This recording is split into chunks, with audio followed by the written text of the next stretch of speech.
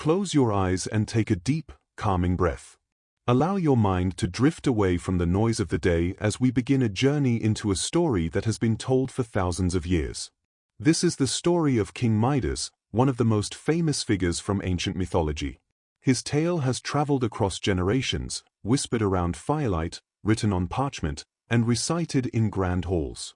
Tonight, however, it comes to you not in a hurried voice or a lesson to memorize, but as a gentle narration meant to ease you into relaxation and guide you toward sleep. Imagine yourself lying back in a quiet space, the air cool and still, as we slowly step into a world of kings, gods, and timeless lessons. The story of King Midas is not simply a tale of greed and gold. It is also about kindness, hospitality, mistakes, and transformation. It is about the ways humans struggle with desire and the ways they discover wisdom through trial and humility. Told in the soft cadence of mythology, it unfolds with both brilliance and calmness, and tonight it is meant not only to enrich your imagination but also to soothe your senses. The pace will be unhurried, allowing the images of palaces, rivers, and golden fields to settle gently in your mind like a lullaby woven with ancient words. Long ago, in the land of Phrygia, where mountains rolled into fertile valleys and rivers carried whispers of stories to the sea, Midas reigned as king. His story has been remembered as one of the most vivid illustrations of how human longing can shape destiny. But before we begin with his palace, his desires, and the shimmering gold that has become his eternal symbol, let us first ease ourselves into the rhythm of antiquity. Imagine distant landscapes painted by time, places where myth and history blurred. The people who first told this story did not separate what was real from what was divine. Instead, they saw the world as a tapestry where gods walked among mortals, and the smallest acts could draw the gaze of the heavens. As you listen, allow yourself to picture the slow rise of dawn over ancient lands. The sun's rays touch fields of grain and vineyards, glowing softly in the early light. Shepherds lead their flocks across the hills, musicians play quiet melodies on reed pipes, and the air smells of olive groves and earth warmed by the day. This is the backdrop against which the story of King Midas unfolds, a place of beauty and prosperity, yet also a stage for lessons that still speak to us now. The telling of this story tonight will move gently from one scene to the next, as if carried on a calm current. At first, you will meet Midas in the richness of his kingdom. You will see his admiration for splendor and understand the pride he felt in his wealth. Then, as the gods enter his life, you will hear of the choices he makes, some generous, some foolish, and the consequences that follow. Through moments of joy, despair, and even quiet humor, his tale will reveal itself. Along the way, you will notice not only the grandeur of myth but also reflections of your own life, for all myths are, in some way, mirrors of the human experience. It is important to move at a pace that allows your mind to settle. Think of this story as a lantern, glowing softly in the darkness, leading you step by step. Nothing will be rushed. Each part will unfold with care, giving you time to breathe, to picture, and to let go of any lingering tension.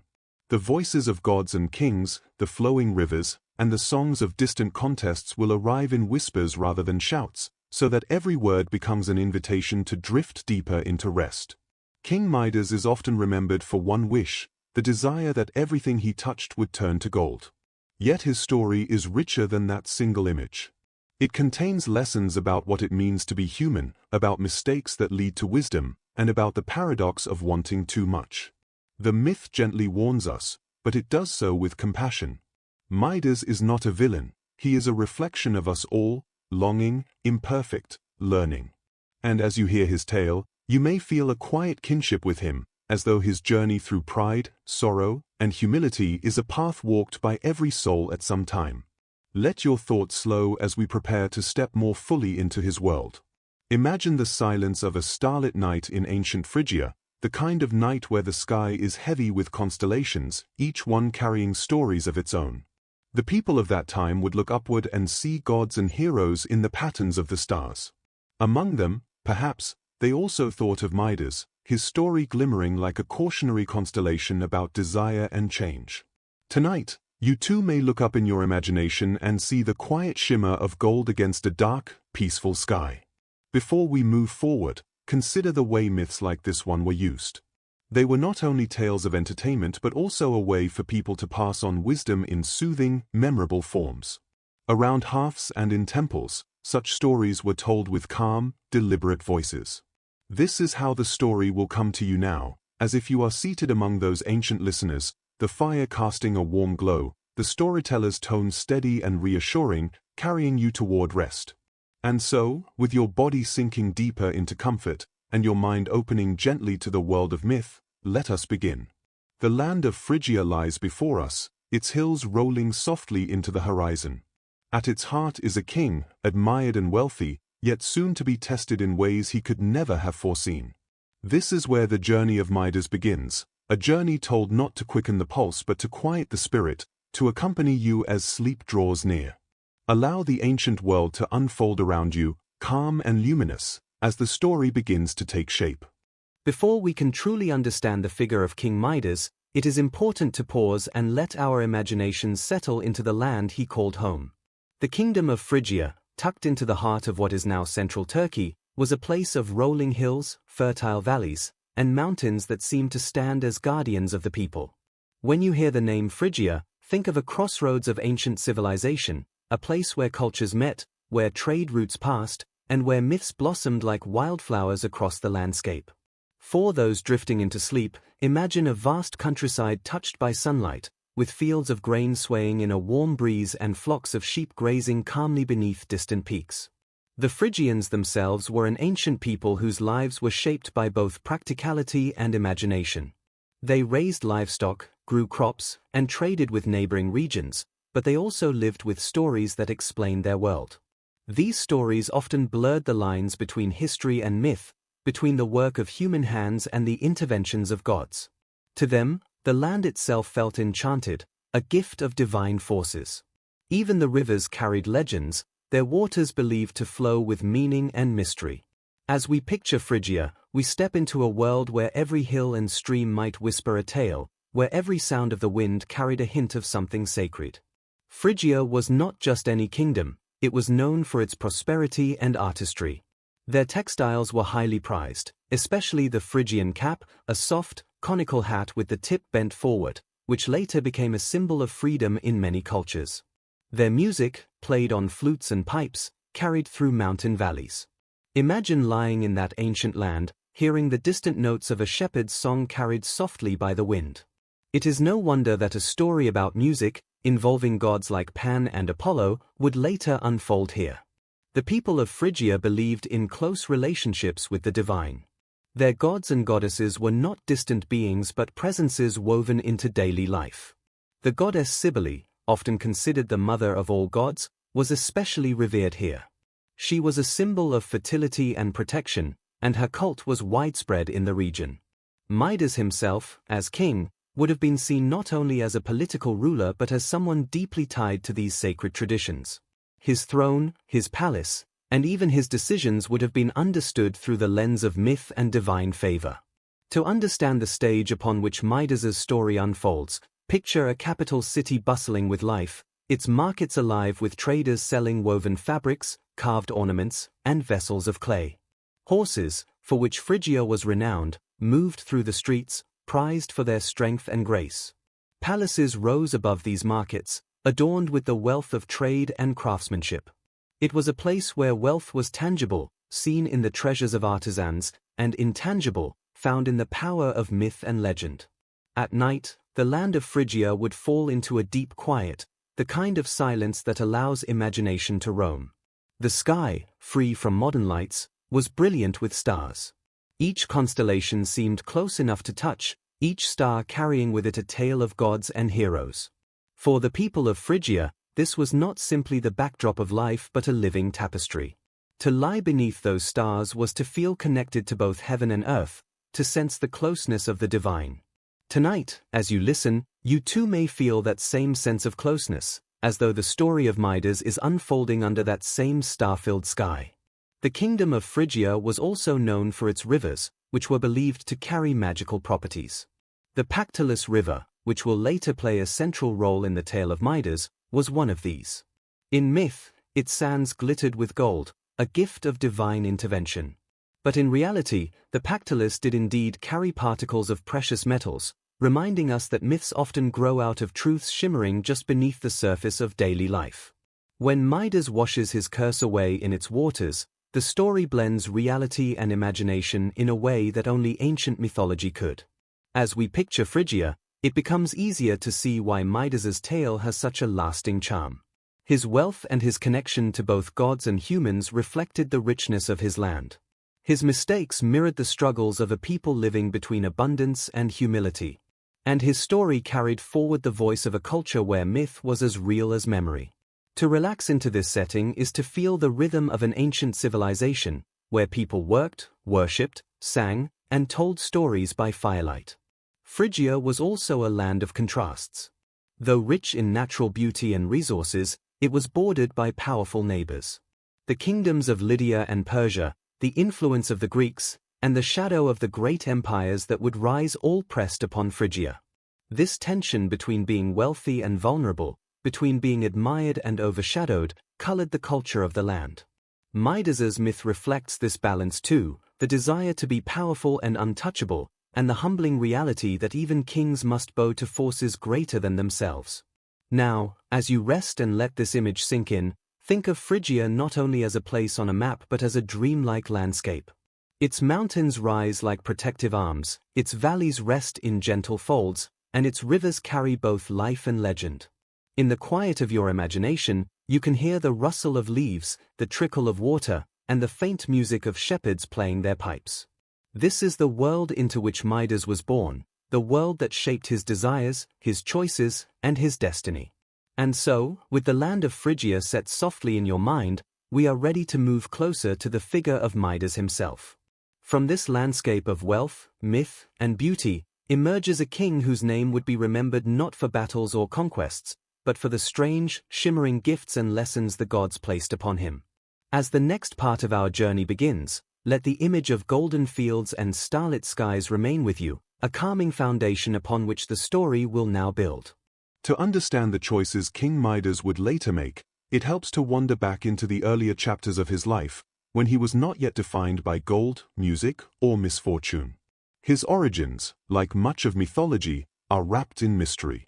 Some ancient traditions claimed that Midas was the son of Gordias, a humble farmer who became king after fulfilling a prophecy. In that version of the story, it is said that an oracle foretold a cart would one day carry the next ruler of Phrygia into the city. Gordias, riding a simple ox cart, fulfilled this vision, and his son, Midas, grew up under the aura of destiny. In other tellings, Midas's beginnings were cast in a more mythic light, linking him to the gods themselves, as though his life were meant from the start to bridge the world of mortals and immortals. When imagining Midas as a child, it is easy to picture a boy surrounded by symbols of wealth and power. He grew up in a land already known for prosperity, where the golden tones of wheat fields stretched across the valleys and musicians' pipes played softly in the evenings. His education would have included lessons in leadership, rituals of worship, and the skills of diplomacy. But perhaps even more deeply, he was surrounded by stories of gods like Dionysus, who roamed with his joyful followers, or Apollo, whose music calmed even the wildest heart. These myths would not have been distant tales for Midas, they would have been the fabric of his upbringing, the way a child might learn both lullabies and warnings in the same breath. The young Midas was not raised only to rule, he was raised to be seen. As a prince, his presence at festivals, rituals, and gatherings carried meaning for the people. They would look upon him as a reflection of Phrygia's fortunes, the embodiment of their hope that the kingdom's prosperity would continue. It is not difficult to imagine the weight of this expectation settling gently upon him, shaping his understanding of wealth, honor, and his place in the world. The grandeur of palace life, the elegance of ceremonies, and the constant reminder of divine favor all nurtured within him a desire to shine, to embody the brilliance his people admired. Yet within these myths of his early life, subtle signs of his flaws were already whispered. Some legends suggested that even as a boy, Midas had a certain fascination with things that glittered. He was drawn to beauty, to the shimmer of objects, and perhaps to the idea of being remembered for more than ordinary deeds. This longing, innocent in childhood, would later grow into a desire that shaped his destiny. Like the spark of a flame in dry wood, It was small at first, but capable of spreading into a blaze. Still, Midas was not without kindness. The traditions that describe his life often portray him as a hospitable man, generous to guests and strangers. This trait may have come from his mother, or from the example of his father, Gordius, who was himself lifted from obscurity to kingship by the goodwill of fate. It was said that Midas grew up learning the values of welcome and care, for in ancient cultures hospitality was sacred, a bond between mortals and the gods who might walk among them disguised as travelers. This kindness would one day lead him to his first great encounter with the divine, an act of hospitality to Silenus, the companion of Dionysus. The childhood of Midas, then, can be imagined as a blend of splendor and simplicity. By day, he walked the palace halls decorated with ornate patterns and tapestries, learning the duties of a future king. By night, he may have listened to the soft songs of shepherds in the distance or the stories of elders who spoke of the gods. He grew between two worlds, the practical responsibilities of a ruler and the dreamlike world of myth. Both would leave their mark on him, shaping his choices in adulthood. As we reflect on his early life, the tone is gentle, almost like watching the first light of dawn spread across a landscape. Nothing in his beginnings shouted of doom or triumph. Instead, they hinted, softly, at the directions his story might take.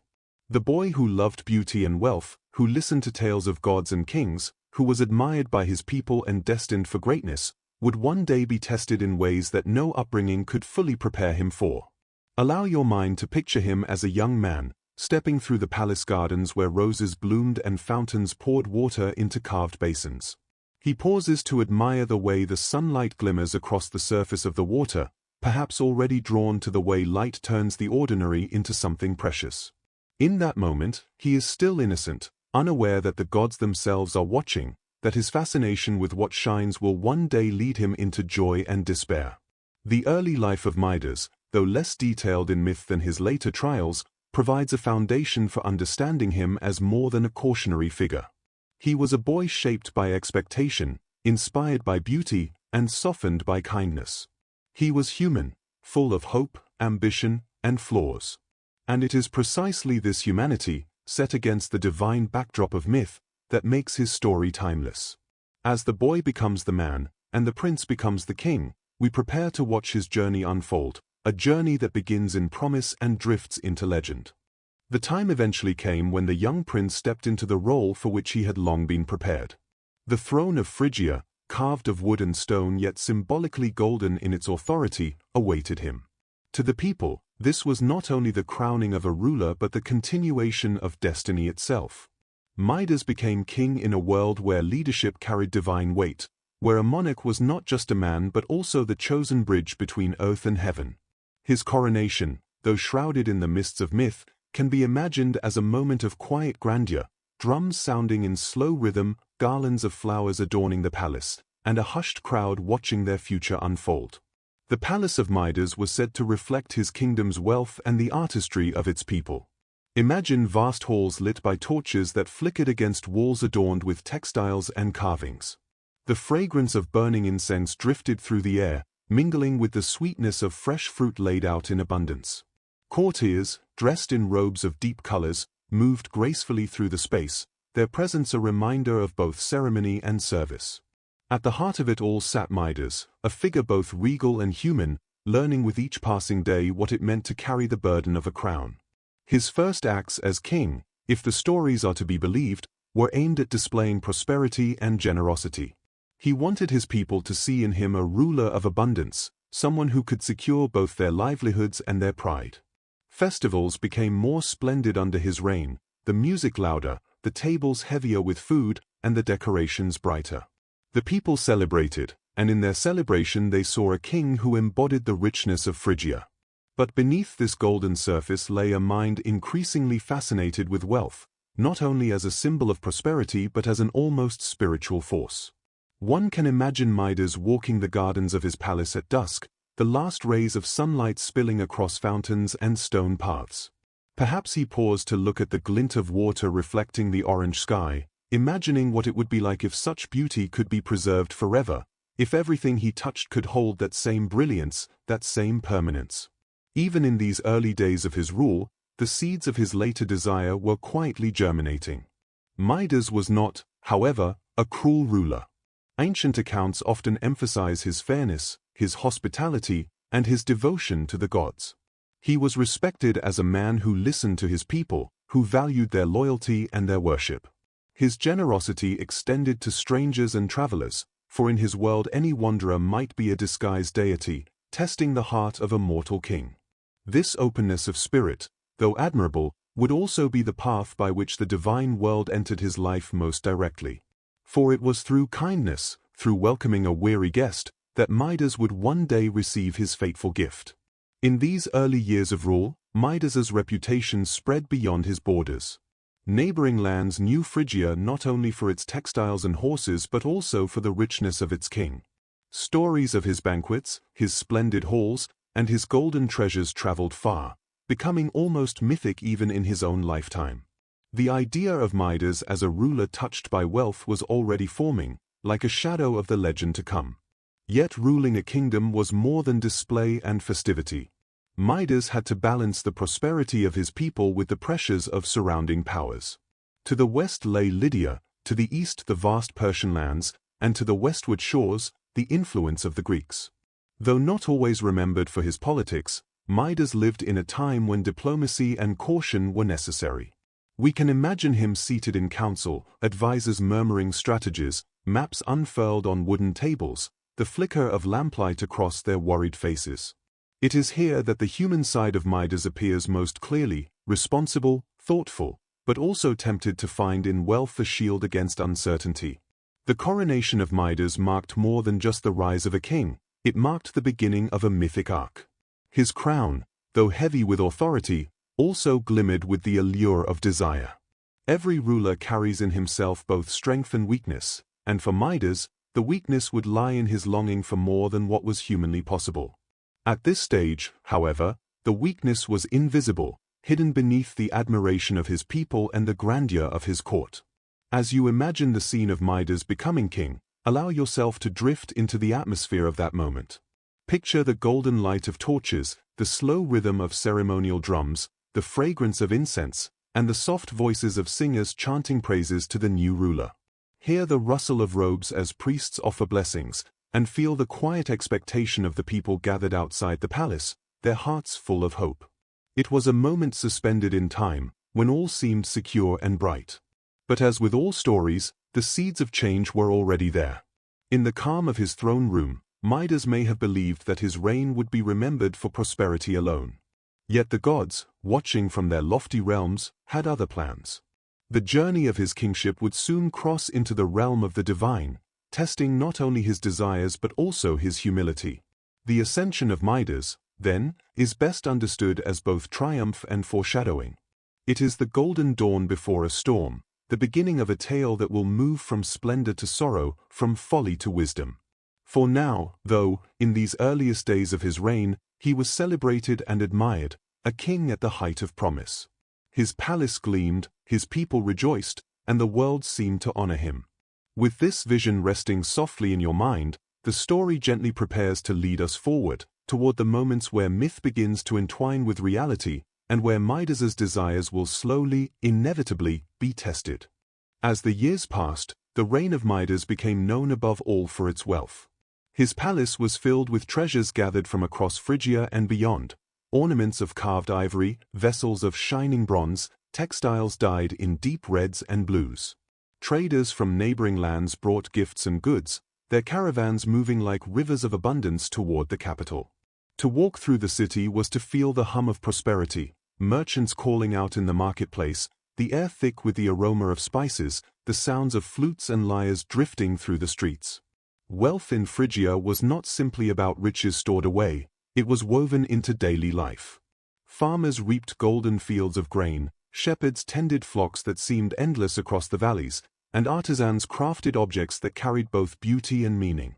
This abundance was celebrated in festivals where tables sagged beneath the weight of food, where wine poured freely, and where music and dance filled the night air. In these moments of festivity, Midas stood as the radiant center of it all, his presence a symbol of the land's prosperity. Yet with abundance comes temptation. The myth of Midas reminds us that admiration can easily give way to vanity, that pride can grow quietly within the human heart.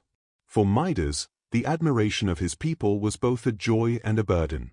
They saw him as a king favored by the gods, a man whose touch already seemed to bring fortune. This image pleased him, and slowly he began to seek ways to preserve it, to magnify it. The wealth of his kingdom was not enough. He wanted wealth itself to become inseparable from his very being. In the quiet of his palace, surrounded by gold and fine fabrics, he often reflected on the fragility of beauty. Flowers would wither, fruit would spoil, garments would fade. He longed for permanence, for a way to hold on to brilliance forever. In his heart grew the thought that true greatness was not in ruling wisely or in caring for his people, but in possessing something that could never be diminished. Vanity whispered to him like a gentle echo in the chambers of his mind. If wealth defined his reign, perhaps it could also define his very essence. At the same time, Midas cultivated an outward image of generosity. He donated to temples, hosted lavish feasts, and welcomed visitors with open arms. Yet within this generosity was also a subtle self-display. The more he gave, the more his wealth was admired, and the more secure he felt in the eyes of his subjects. To those watching, he appeared noble, but beneath the surface, each gesture was also a reflection in a mirror, an image carefully polished to show brilliance. It is important to remember that in the ancient world, kings were not judged solely by their governance but by the symbols they embodied.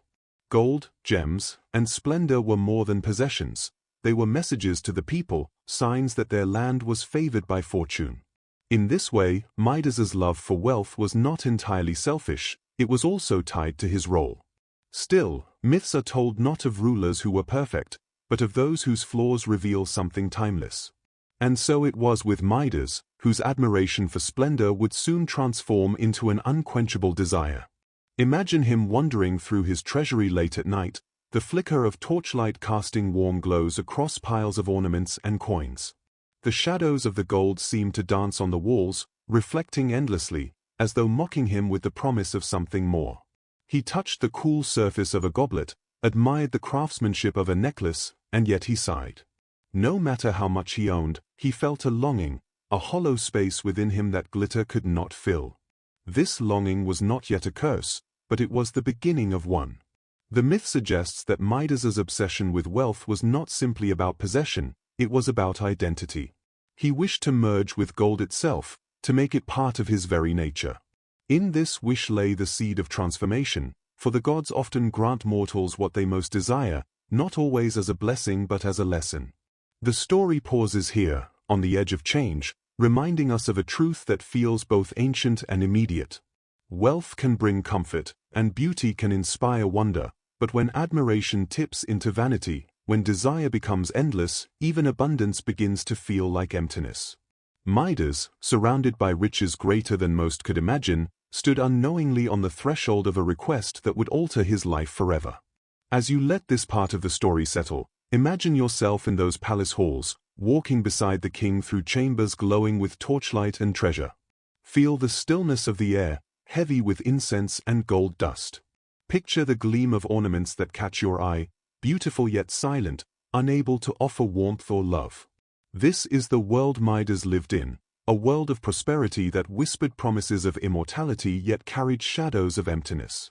And so, in his wealth and vanity, Midas's path began to incline toward the divine. The gods, ever watchful, were preparing to step into his life, not to destroy him but to teach him.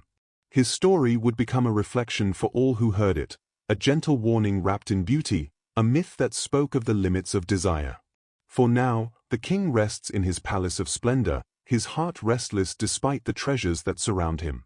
Soon, a wandering figure will enter his kingdom, and with him, the turning point of the tale. One day, when the sun hung heavy in the sky and the orchards near the palace gave off the fragrance of ripened fruit, a curious event took place that would alter the course of Midas's destiny. From the distant hills came a wandering figure, unlike any ordinary traveler. His steps were unsteady, his laughter echoed through the groves, and his presence carried an air both ancient and mischievous. This was Silenus, the loyal companion and tutor of the god Dionysus, a satyr known for wisdom hidden beneath layers of jest, and for his love of wine and song. Silenus had strayed from the company of his divine patron, and in his wandering, he stumbled into the lands of Phrygia. Tired from his journey and overcome by wine, he fell asleep in a quiet orchard belonging to Midas. It was here, under the shade of trees heavy with figs and pomegranates, that he was discovered by peasants who at first marveled at his strange form, half man, half beast, with the rough ears and tail of a horse, and the jovial smile of one who had tasted many cups of wine. The villagers, rather than driving him away, chose to guide him gently toward their king, for hospitality was a sacred duty in the ancient world, and the presence of such a figure seemed an omen too powerful to ignore. They carried him through the fields, past the vineyards, until they reached the palace where Midas sat in his hall. The king welcomed them kindly and looked upon Silenus with curiosity. He recognized the marks of divinity in the satyr's form and knew this was no ordinary wanderer. Midas, true to his nature, offered the satyr comfort rather than scorn. Silenus was bathed, clothed in soft garments, and given a place at the king's table. Wine was poured in golden goblets, platters of fruit and bread were brought forth, and musicians played to soothe the guest as he rested. Though Silenus's speech was slurred, his words carried a peculiar gravity, as though each jest and riddle hid truths older than men could fathom. In the evenings, as the torches burned low, Silenus entertained the court with stories. He spoke of lands far beyond the known world, of rivers that encircled the earth, of hidden realms where strange creatures dwelled. His laughter rose and fell like music, and yet within his tales was wisdom deep enough to make even the scholars of Midas's court pause in thought. The king listened intently, captivated by the satyr's words, sensing that this encounter was more than chance, it was the hand of the gods weaving a thread into his life. For 10 days and nights, Midas sheltered Silenus in his palace. The satyr, though mischievous and prone to indulgence, was treated with the dignity of a cherished guest. This act of hospitality, so simple yet profound, reflected not only the customs of Phrygia but also the generosity of Midas's heart. He did not yet know that this kindness would draw the attention of Dionysus himself, the god of wine, revelry, and transformation. On the 10th morning, Silenus, restored and refreshed, prepared to depart. The bond between him and Midas had grown warm, like the friendship between host and guest that is blessed by the gods. As the satyr left the palace gates, he turned to Midas with a knowing smile, as if to hint that their meeting was not yet complete, that unseen forces were already at work shaping the king's fate. Soon after, word spread that Dionysus, searching for his lost companion, had learned of Midas's kindness. The god was pleased by the king's treatment of Silenus, for in mythology, hospitality was not only a human duty but a divine expectation. Those who welcomed strangers often found themselves rewarded, those who turned them away could earn the wrath of Olympus. Thus, the stage was set. Through an act of generosity, Midas had unknowingly invited a moment of divine reckoning into his life. He had taken in a weary traveler, unaware that this guest would open a door to both blessing and curse. The tale reminds us that great transformations often begin not with grand battles or victories, but with simple choices, choices made in kindness, choices that ripple outward until they touch the realm of the gods. Picture the quiet of that orchard where Silenus first lay dreaming, the sound of cicadas humming in the summer air. Imagine the satyr's laughter echoing through the palace halls, filling the night with both joy and mystery. These images belong not only to the story of Midas but to the timeless truth that generosity and hospitality carry power beyond measure. Midas, in his wealth and vanity, had paused to honor the sacred bond between guest and host. That pause, that moment of kindness, would soon lead him to stand before Dionysus himself. There, in the presence of the god, he would be offered a choice that promised to fulfill his deepest longing. Little did he know that his longing, once granted, would reveal the hidden weight of desire. As this part of the story draws to a close, the air seems to hold its breath. Silenus departs, Dionysus approaches, and Midas awaits a gift that will bring both wonder and sorrow. In the soft glow of memory, the satyr's laughter lingers, a reminder that the gods often arrive in the most unexpected forms, hidden in the faces of those who wander the earth. When word reached Dionysus that his beloved companion Silenus had been treated with such warmth and honor in the halls of King Midas, the god felt a swell of gratitude. Dionysus was not like the distant gods of Olympus who often kept themselves apart from mortals. He was a god of the earth, of wine and music, of laughter and release, and he cherished those who welcomed joy and showed kindness. Midas's act of hospitality had not gone unnoticed, and the god resolved to repay the king with a reward worthy of divine favor. The moment of reward was one wrapped in both splendor and quiet mystery. It is said that Dionysus did not send messengers but came himself, appearing at the edges of Phrygia in a form both radiant and gentle. Some describe him crowned with ivy, his hair shining like the glint of sunlight on a river, while his eyes carried a depth that seemed to hold both merriment and sorrow. Others imagine that he arrived in the haze of twilight, accompanied by the sound of flutes and the faint fragrance of grapes and honeyed wine drifting on the breeze. However he appeared, there was no mistaking that the divine had touched the soil of Midas's kingdom. When Midas beheld Dionysus, he bowed low, awed yet comforted. Unlike other gods who might inspire fear, Dionysus carried an air of celebration, of warmth that seemed to draw mortals into his presence rather than push them away. "King of Phrygia," the god said in a voice both soothing and commanding, "you have shown kindness to one dear to me. You have honored my companion as though he were family, and for this I am moved. Ask of me any gift, and it shall be yours." It was in this moment that Midas's deepest desires rose to the surface. He had long pondered the fleeting nature of wealth, the way beauty fades and abundance withers. His vanity and longing whispered together, crafting an idea that seemed both brilliant and inevitable. Here stood a god offering a gift, a promise without bounds. And so, with reverence but also eagerness, Midas made his request. "Grant me," he said, "the power that whatever I touch may turn to gold." The words echoed in the air, simple yet immense, their meaning unfolding like a wave. Dionysus, though generous, did not immediately smile. Instead, he regarded the king with a thoughtful expression, as though he saw beneath the surface of the wish into the future it would carve. "Is this truly your desire?" the god asked, his tone almost tender. "Gold is bright, but it does not nourish. It gleams, but it does not breathe. Think carefully, Midas, for such a gift binds as much as it blesses." But Midas, caught in the fire of his longing, insisted. "Gold is the eternal symbol of greatness. With it, my reign will be remembered forever. Grant me this gift, Lord Dionysus, and I shall be content." The god sighed softly, as though hearing the notes of a song that must be played, even if its ending brought sorrow. "So be it," Dionysus said, raising his hand.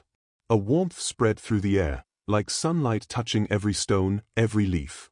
Midas felt it sink into his skin, a pulse that beat within his veins, as if his very being had been intertwined with the gleam of gold. The transformation was subtle at first, a glow in his fingertips, a weight in his hands, a promise that the world would never feel the same again. And so, the gift was given. Dionysus, with the wisdom of one who knows both joy and tragedy, looked upon Midas with gentle eyes. "May this power serve you as you desire," he said, "but remember, every gift bears its own shadow." With that, the god departed, leaving behind the faint echo of music and the lingering sweetness of wine upon the breeze. In the silence that followed, Midas stood in awe of what had just transpired. He looked at his hands as though they belonged to another, trembling with anticipation. To test the gift, he reached for a small stone near his feet. At once, its dull gray surface shimmered, then hardened into gold, gleaming in the light. Midas gasped, his heart pounding. Again, he tried, a branch of ivy, delicate and green, now stiff and radiant as though sculpted by master craftsmen. Each touch confirmed it, the god's promise had been fulfilled. The king's heart swelled with triumph. At last, he thought, he held in his grasp the key to everlasting greatness. No more would treasures fade, no more would splendor diminish. Whatever he touched would become eternal, gleaming, unyielding gold. He imagined palaces that would glitter beneath the sun, monuments that would shine through the ages, a name that would be remembered as the Golden King. And yet, even in that first moment of wonder, a faint unease stirred in the distance of his thoughts. Gold was beautiful, yes, but lifeless. The ivy no longer swayed with the breeze, the stone no longer blended into the earth. In his joy, Midas did not linger on this truth, but it lingered on him like a shadow, waiting for its time. Thus, with his new gift, Midas returned to his palace, eager to explore the full measure of what the gods had bestowed. The reward of Dionysus, shimmering and absolute, seemed to him a crown beyond crowns, the answer to all he had ever desired. The world, for now, appeared brighter than it had ever been, glowing in the golden light of his touch. When Midas returned to his palace, the morning sun had begun to rise higher, bathing the fields and walls in a soft glow. But to the king, the light seemed different now, as though every ray carried within it the promise of gold. He moved through his halls with an eagerness almost childlike, eager to test his new power on every object he could see. The first wonder he performed was with a column that stood at the edge of his throne room.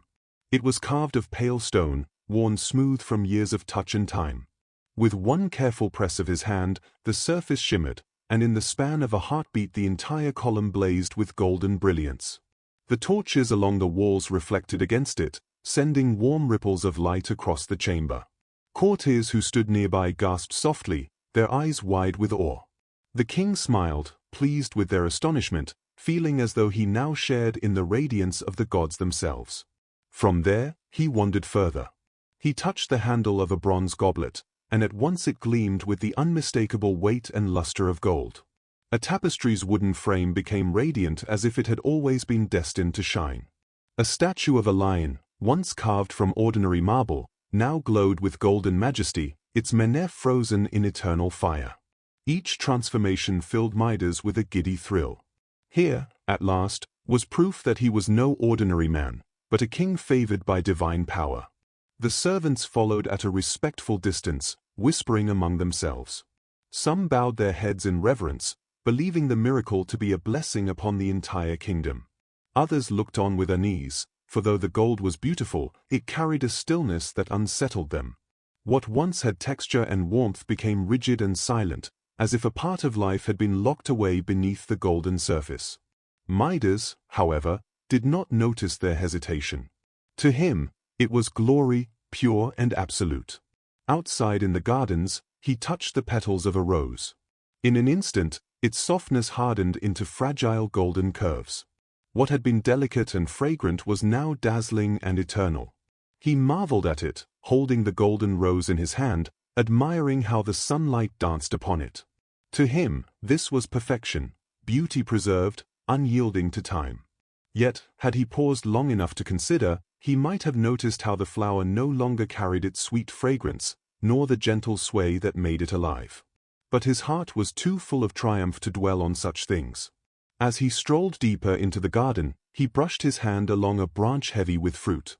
Each fig, each apple, each grape transformed instantly, their skins gleaming as if plated by the hands of master artisans. The orchard itself seemed to become a treasury, every leaf and fruit catching the light in dazzling brilliance. Birds fluttered overhead, startled by the sudden gleam, while Midas gazed upward with pride. The land itself, he thought, was now a reflection of his greatness. That evening, Midas invited his court to witness the wonders of his new gift.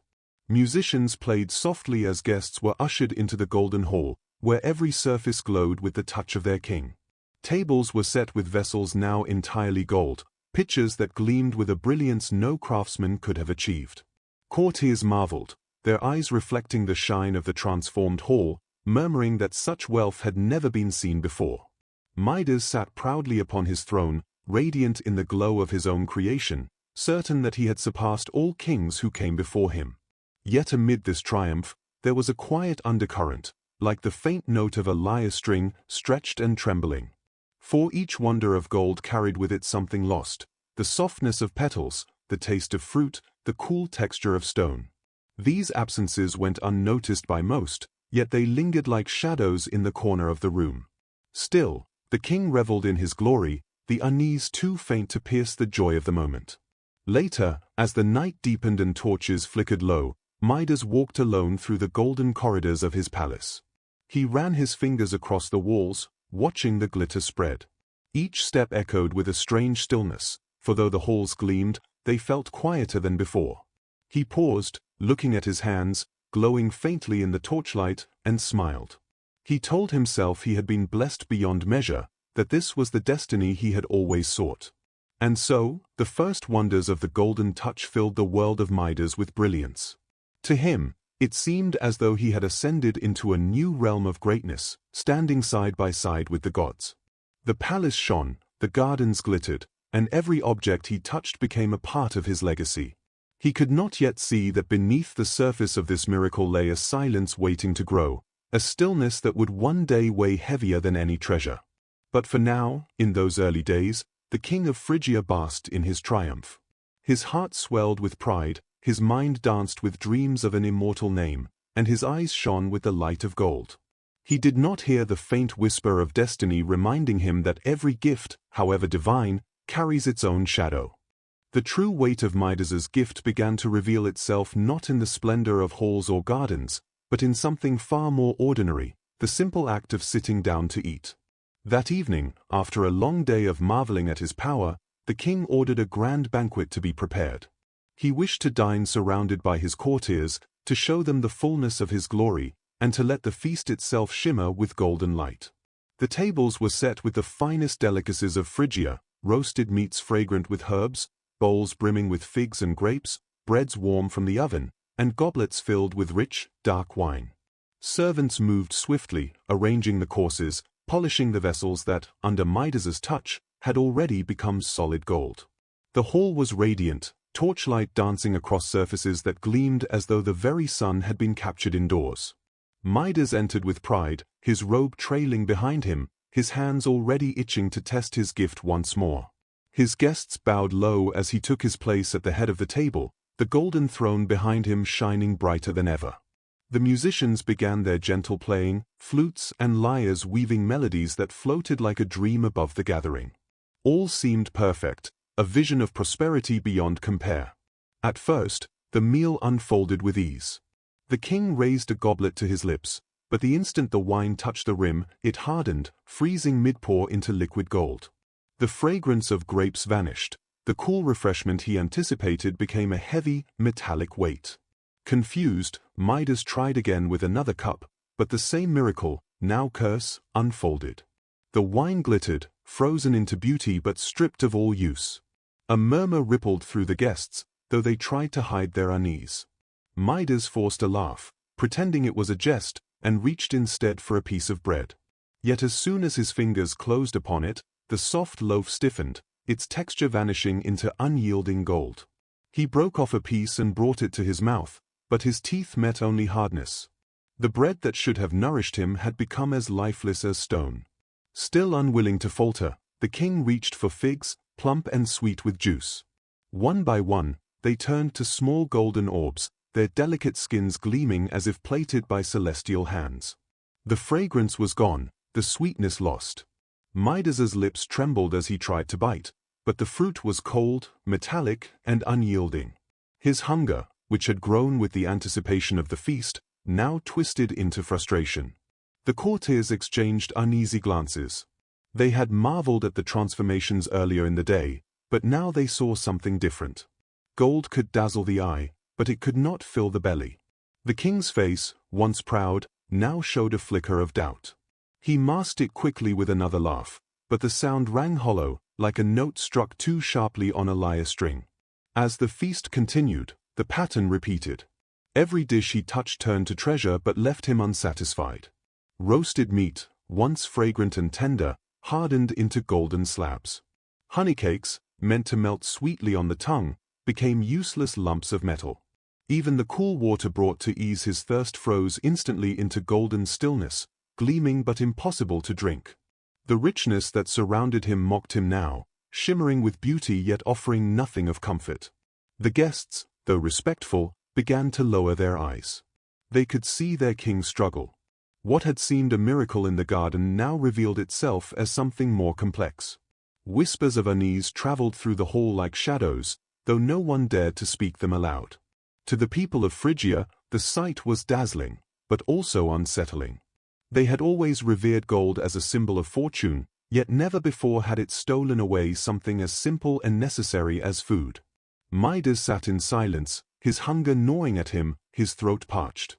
He stared at the golden spread before him, the feast transformed into an untouchable treasury. In that moment, The first true crack appeared in his joy. He began to sense that the gift he had begged for was not simply a blessing. It carried with it a shadow that was growing larger with each attempt to eat. Still, he tried to reassure himself. Perhaps he would adapt. Perhaps there was a way to balance the gift and his daily needs. After all, what was one disrupted meal compared to the glory of eternal gold? He told himself these things, clinging to the hope that the brilliance of his power outweighed the burden it brought. Yet deep within him, a quiet unease had taken root, whispering that the price of his desire might be greater than he had imagined.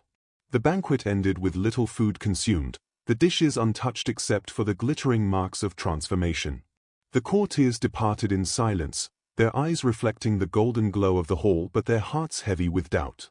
Alone, Midas lingered at the table, gazing at the riches that could not sustain him. He reached for one last fig, watched it turn in his hand, and set it down gently. The hall fell quiet. The music had faded, the torches sputtered, and the scent of roasted meats was gone. Only the gleam of gold remained, cold and unyielding, a feast for the eyes but famine for the body.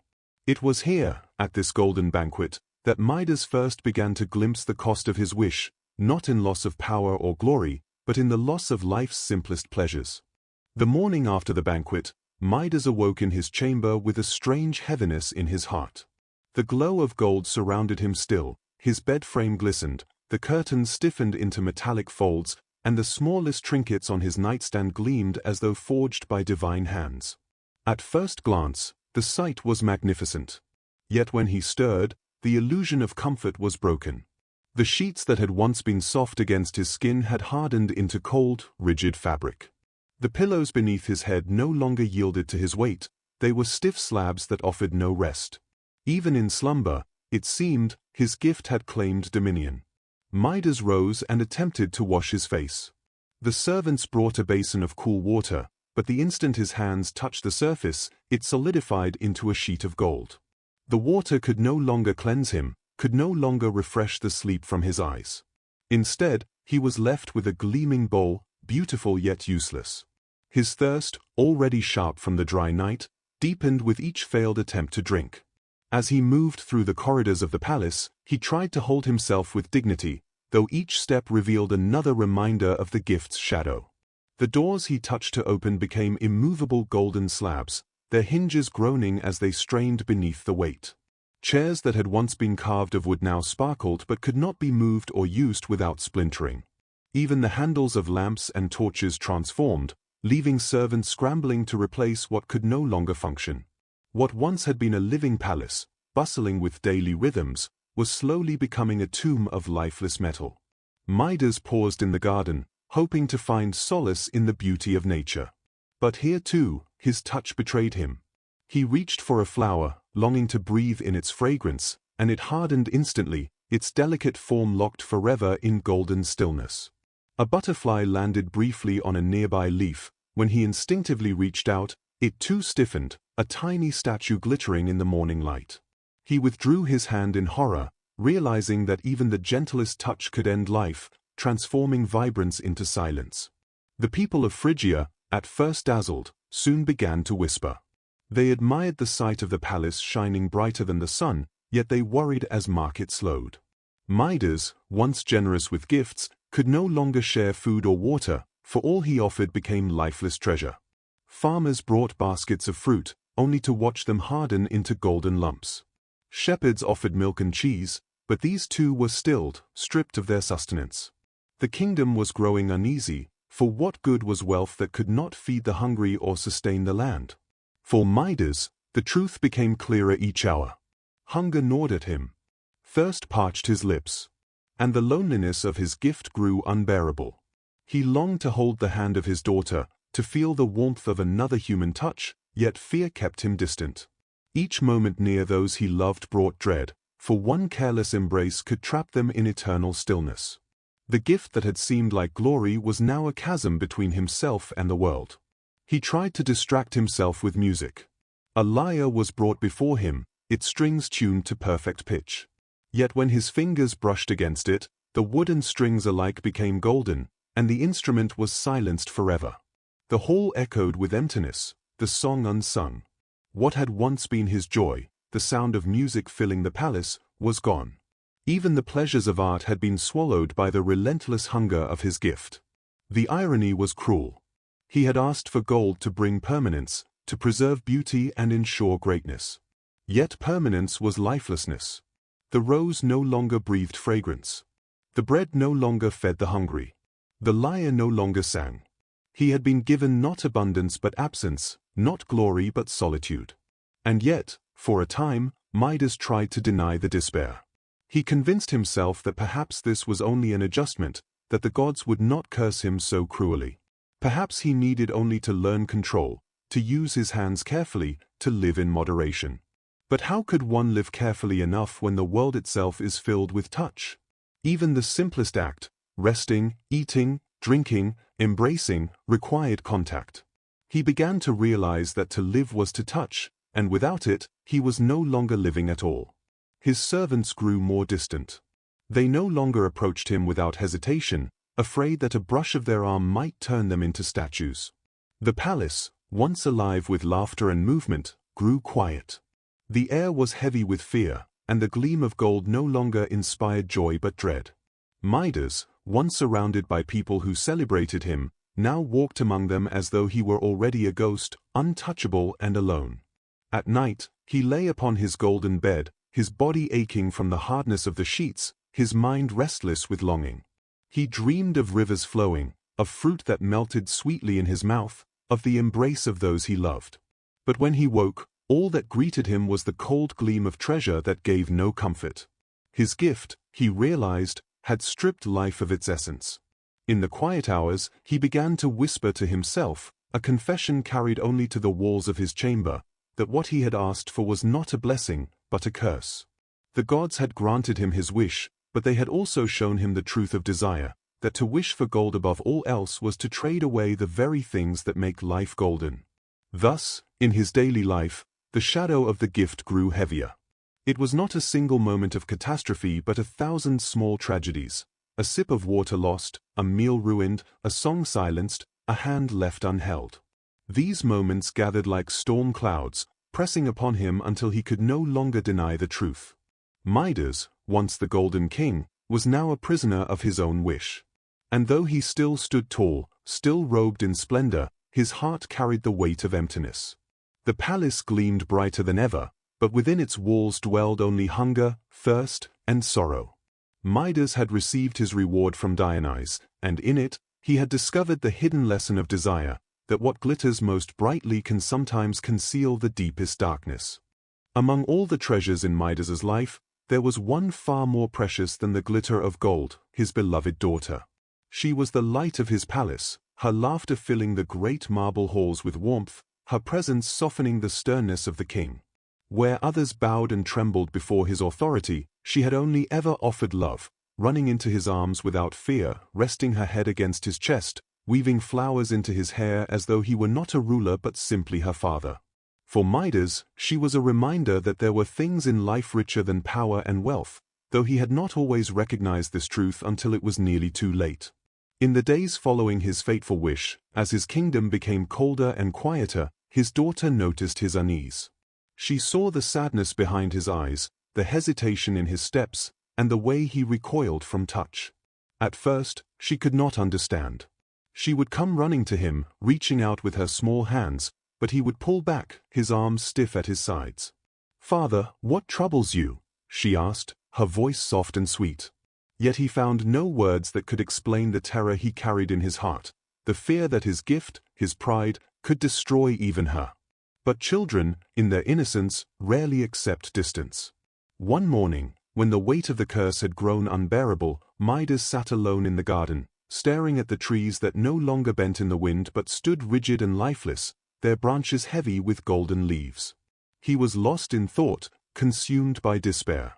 Then he heard the sound of familiar footsteps, light and quick, accompanied by the rustle of fabric. His daughter had come to him, her face radiant, her arms outstretched. "Father," she called, "you look so sad. Let me comfort you." Midas raised his hands in warning. "Stay back, child," he whispered, his voice broken. But she did not heed him. Love made her bold. She had always been his joy, and she could not bear to see him lonely. With the innocence of a child who knows only affection, she rushed forward and threw her arms around him. In that instant, time seemed to shatter. Midas felt her warmth for the briefest moment, a fleeting echo of the love he craved. Then it was gone. Her soft hair, once fragrant with the scent of spring, stiffened into golden strands. Her skin, once warm against his own, hardened into cold perfection. The laughter that had so often filled the air was silenced forever, replaced by stillness. He looked down, and in his arms he held not his living daughter but a flawless statue of gold. A cry tore from his lips, a sound unlike any he had ever made before. Kings were not meant to weep, yet in that moment, Midas was no king, only a father broken by his own folly. He fell to his knees, clutching the statue, calling her name as though his voice alone might breathe life back into her. But the gods were silent, and the world remained unchanged. Around him, the garden shimmered with its false beauty. Golden roses, golden trees, golden birds, all dazzling, all dead. And now, at the heart of it all, stood the cruelest treasure of them all, the child he loved, stripped of breath, locked in eternal stillness. She was more radiant than any jewel, more precious than any crown, yet utterly beyond reach. The servants who witnessed the scene wept in silence, for they knew that no punishment could be greater than this. Word spread quickly through the palace, and soon all of Phrygia mourned. The people understood now that the golden touch was not a gift but a curse, one that had stolen from their king the very thing he cherished most. Where once they had envied his wealth, now they pitied his sorrow. Midas, for his part, was undone. He who had once dreamed of endless treasure now longed for nothing but the return of his daughter's smile. The throne meant nothing, the palace meant nothing, the mountains of gold meant nothing. All he desired was a single moment of her laughter, a single embrace unspoiled by the weight of his greed. Day and night, he remained by her side. He spoke to her as though she could still hear, whispering apologies, singing lullabies from her childhood, begging forgiveness that could not come.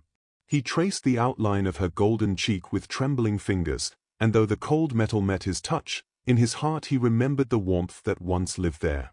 It was in this despair that clarity finally came to him. He understood, at last, the terrible truth of his wish, that in grasping for abundance, he had emptied his life of all that mattered. Wealth had not made him rich, it had left him impoverished of love, joy, and companionship. Gold could not embrace him, could not laugh with him, could not share his grief. His kingdom glittered brighter than the sun, yet within him all was dark. And so Midas cried out to the heavens. He lifted his voice to Dionysus, the god who had granted his wish.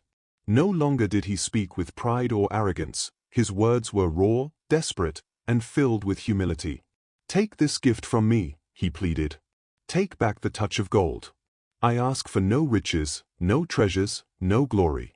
I ask only for life, for my daughter's life, for the warmth of her embrace.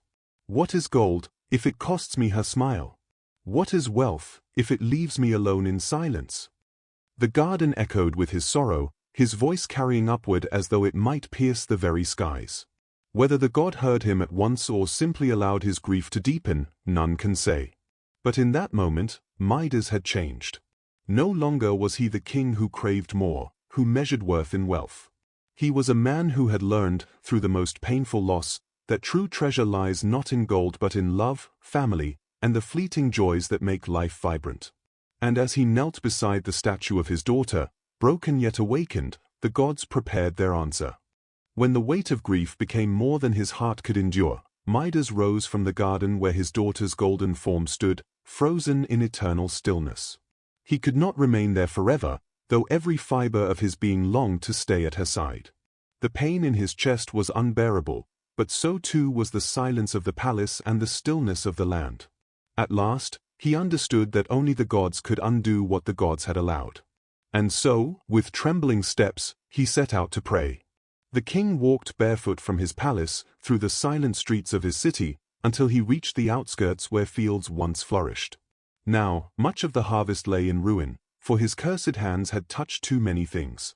Stalks of grain had become rigid golden shafts, heavy and useless, their kernels forever sealed away. Fruit trees stood stiff, their bows gleaming but lifeless.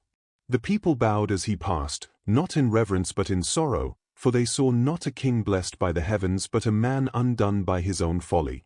He came at last to a small shrine at the edge of the forest, one that had long been dedicated to Dionysus, the giver of wine, the god of revelry and abundance. Here, once upon a time, songs and laughter had filled the air, offerings of grapes and honey had been laid upon the altar. But now, the shrine was silent, its offerings long withered. Only the carved stone image of the god remained, smiling faintly as though untouched by mortal sorrow. Midas fell to his knees before the altar. His golden crown slipped from his head and clattered against the stone floor, shining even in the dim light. He did not reach for it. For the first time in his reign, he cared nothing for symbols of power. Instead, he pressed his forehead to the cold earth and began to pray with all the humility his pride had long denied him. "O Dionysus," he whispered, his voice breaking, "hear the cry of your servant. I asked for a gift, and you granted it. I thought it would bring me joy, but it has brought only sorrow. All that I love has been taken from me. My kingdom is barren, my people suffer, and my daughter, my only treasure worth having, has been turned to stone by my own hand. Forgive me, Lord. I was foolish, greedy, blind to what matters most. I do not ask for riches, nor for glory. I ask only for release from this curse. Take back what I wished for, and let life return to what it was before." His words were carried by the wind, soft and desperate, a plea that rose through the trees like smoke from a dying flame. For a long while, there was only silence. The shrine gave no answer, the carved stone face of the god unchanging. Yet Midas did not move.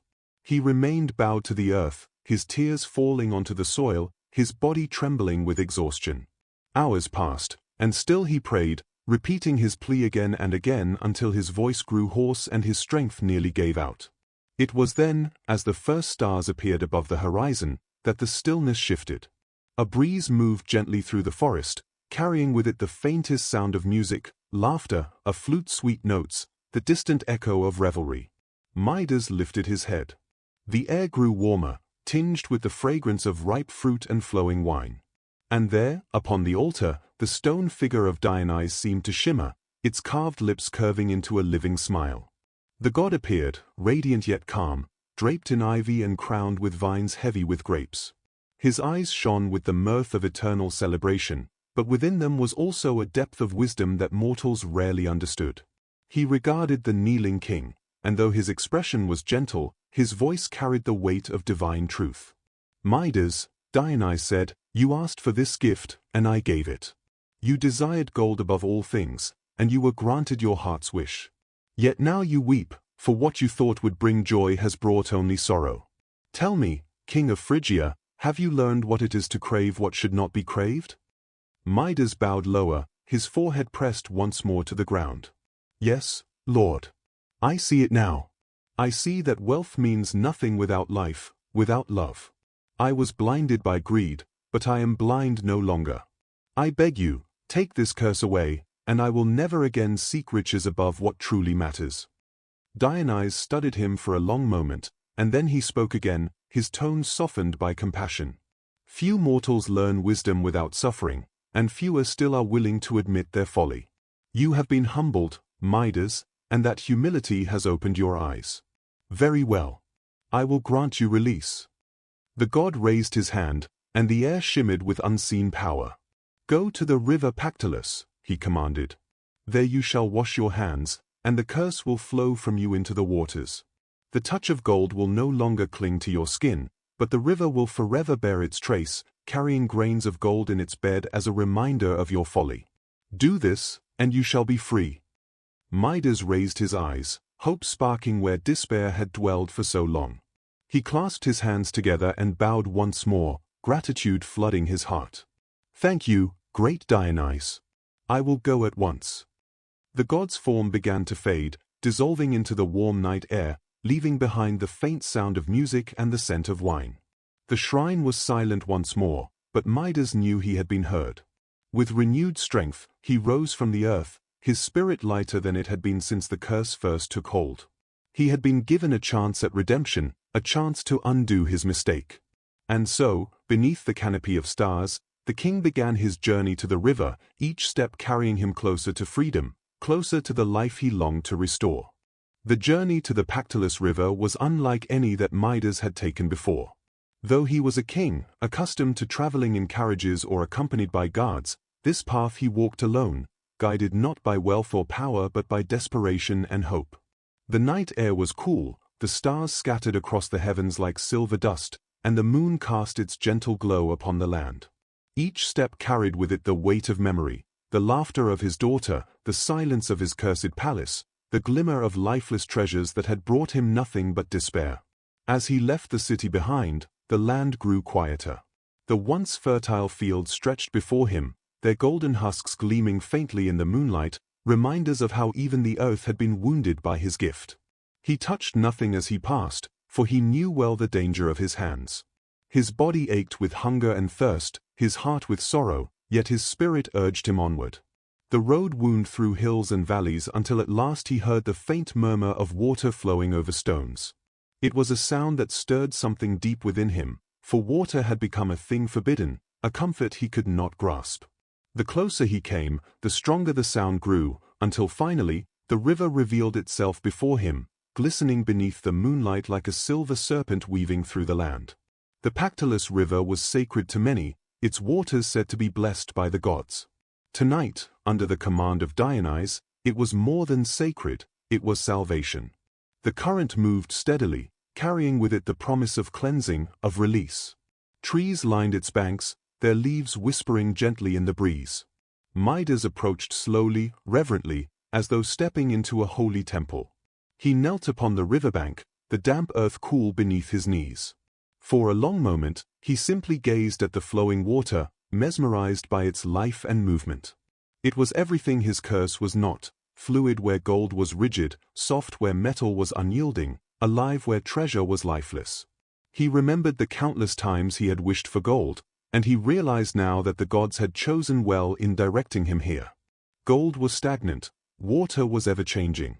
Here, he would be freed. Midas stretched out his trembling hands above the surface. His reflection stared back at him, weary and hollow, the face of a man undone by greed. He whispered a prayer once more, his voice low but filled with hope. "O Dionysus, great Lord, I am here as you commanded. May this river take from me the curse I have borne, and may life flow once more where I have brought stillness." With that, he lowered his hands into the stream. The moment his skin touched the water, a shiver ran through him. The current wrapped around his fingers, cool and gentle, and for the first time since the curse had begun, the water did not harden into gold. Instead, it remained as it was, clear, pure, and alive. A gasp escaped his lips, half disbelief, half relief. He plunged his hands deeper, and the river embraced them, carrying away the power that had burdened him. The transformation was not silent. The waters shimmered, glowing faintly as though touched by starlight. Tiny flecks of gold appeared, carried downstream, settling into the sand and stones. The Pactolus, once ordinary, was now forever changed, its bed rich with golden dust that would one day bring prosperity to those who dwelled along its banks.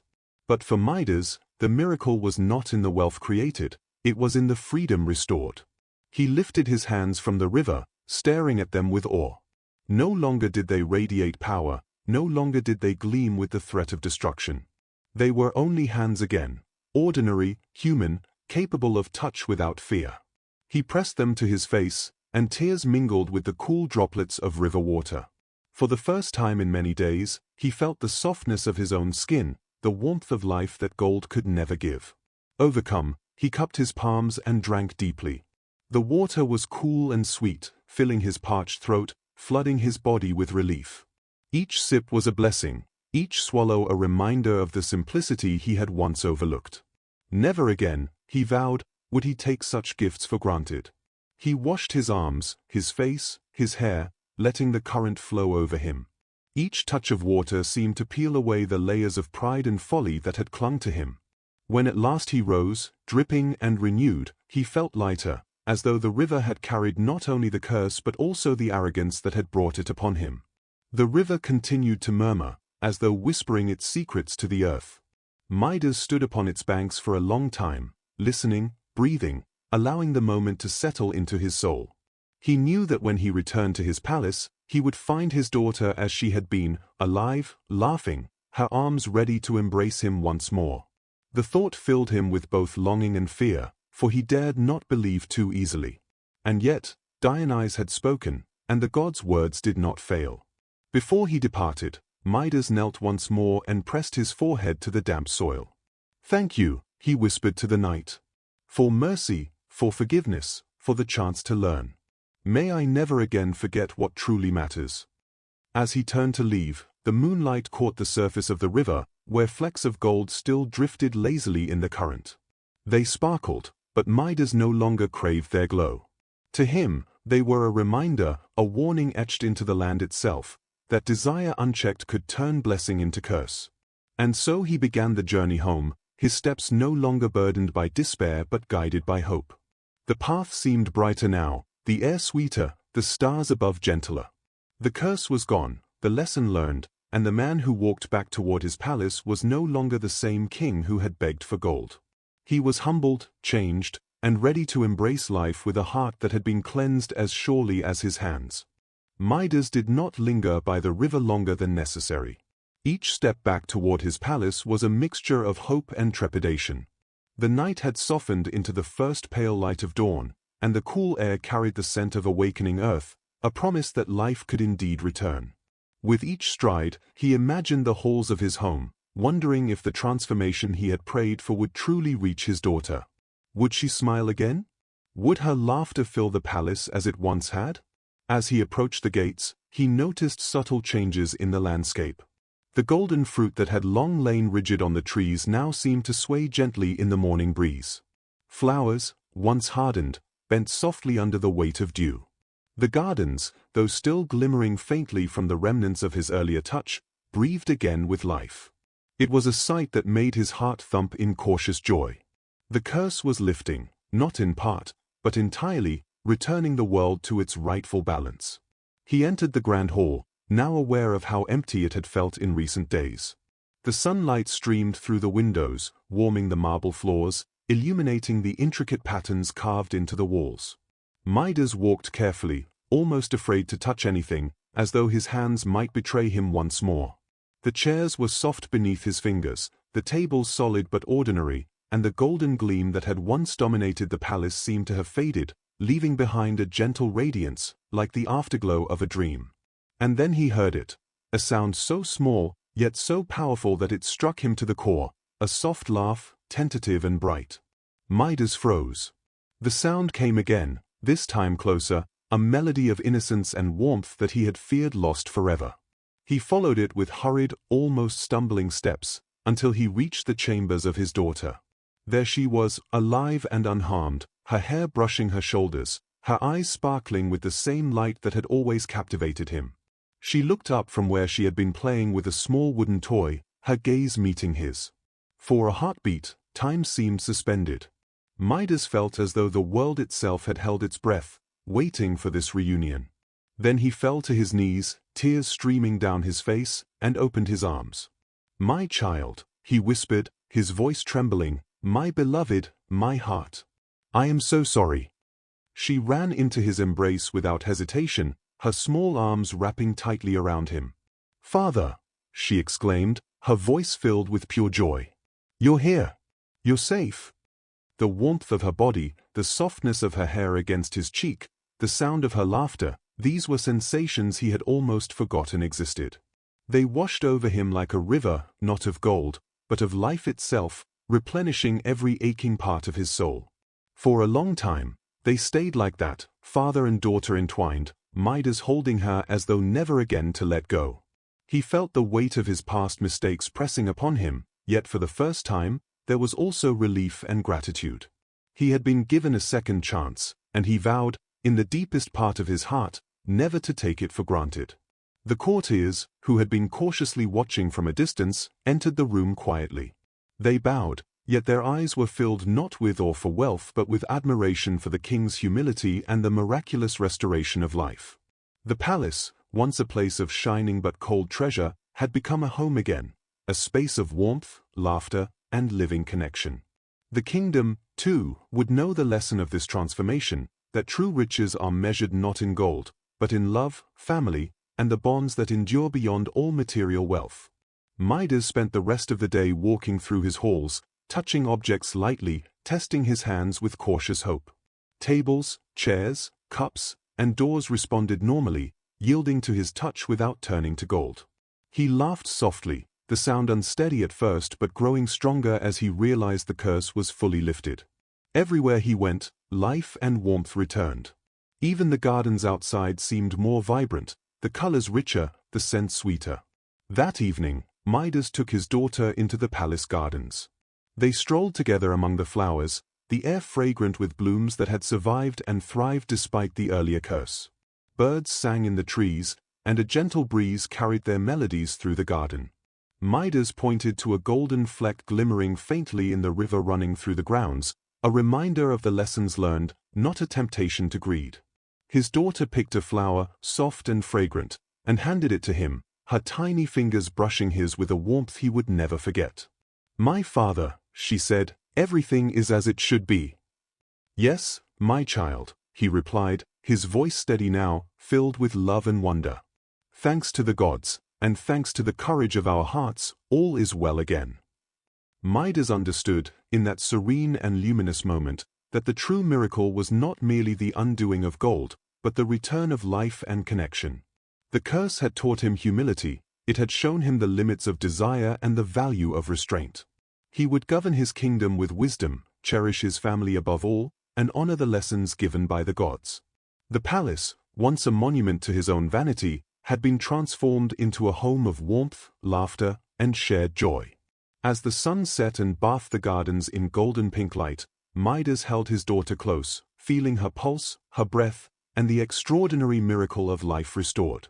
He had learned that the greatest treasures are not objects to be possessed, but moments, relationships, and the gentle rhythm of daily life that no wealth could replace. With the curse lifted and his daughter restored to him, Midas returned to the heart of his kingdom, his steps lighter and his spirit renewed. The palace, once cold and gleaming with lifeless gold, now breathed with warmth and vitality. Courtiers, servants, and citizens alike greeted him cautiously, their eyes wide with relief and curiosity. The people had witnessed the king's suffering and the miraculous return of his daughter, and in their hearts, a mixture of awe, gratitude, and expectation took root. Midas called together his advisors and the elders of Phrygia in the great hall, a space now softened by sunlight streaming through open windows and by the familiar hum of life. The king spoke calmly, his voice gentle yet filled with conviction. "My friends, my people," he began, "I have learned a truth that I wish to share with all of you. Gold, riches, and material wealth may seem to promise happiness, but they are nothing without love, compassion, and the bonds that tie us to one another. My desire for gold brought me sorrow beyond measure, and I have been reminded that the greatest treasures are those we hold in our hearts, not in our hands." The courtiers listened intently, their expressions solemn.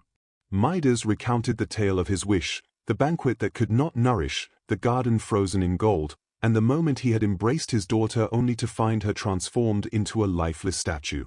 He spoke not to glorify his suffering, but to teach, to offer the lessons he had learned to all who would hear.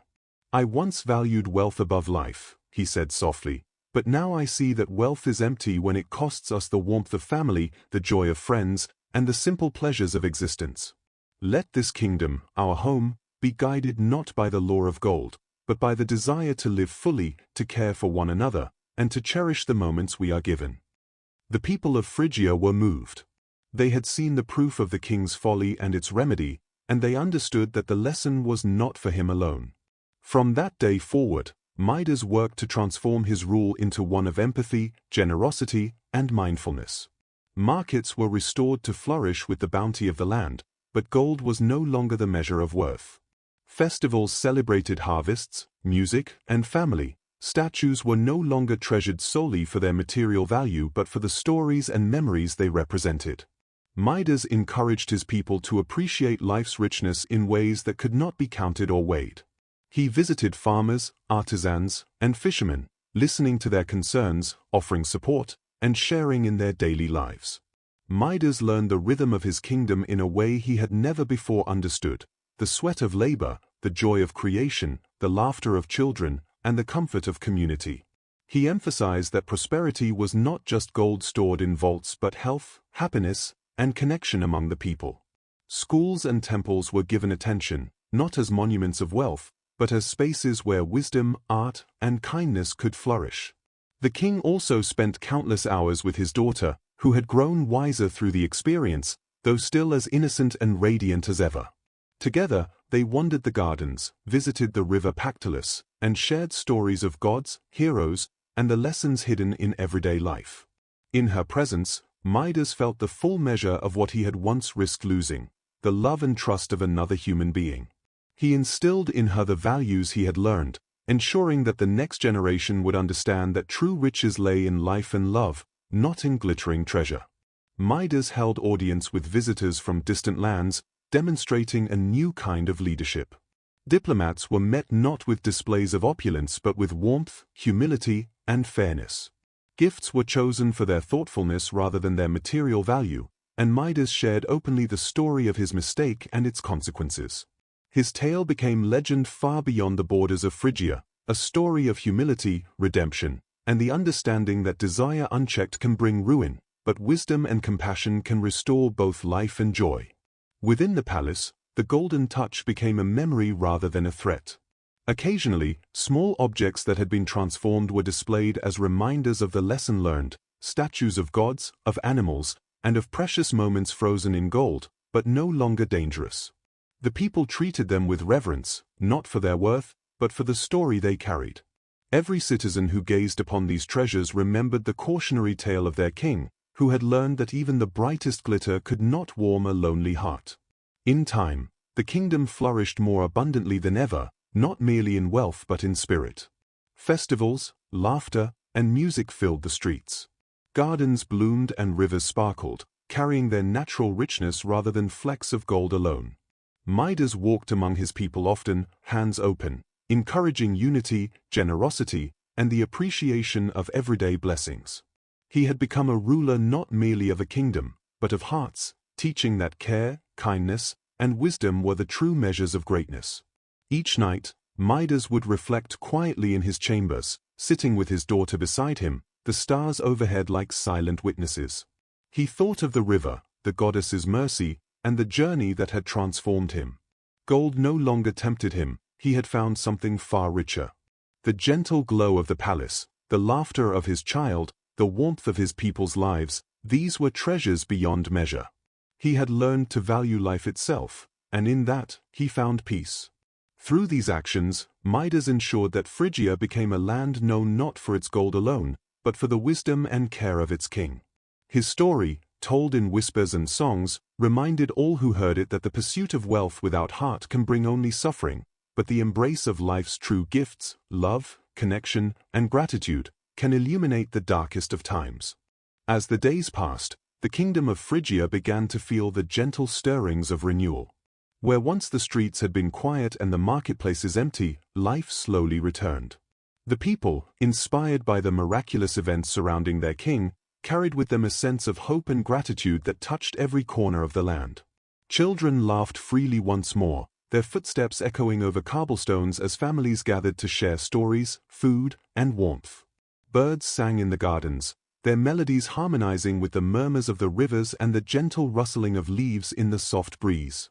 Midas, walking among his people, noticed the transformation with a heart full of wonder.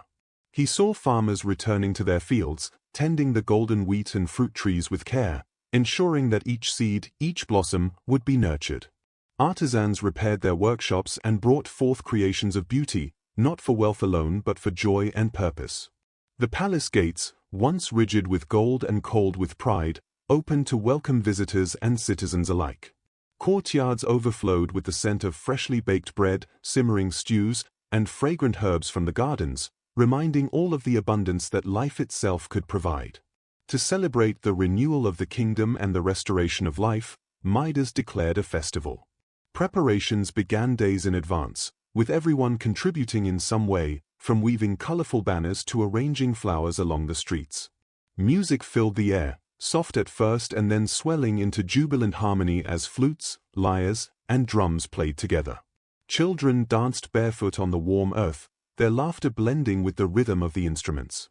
The festival was not merely a display of wealth, but a tribute to life, love, and the resilience of the people who had endured the recent hardships. Midas himself participated quietly but joyfully.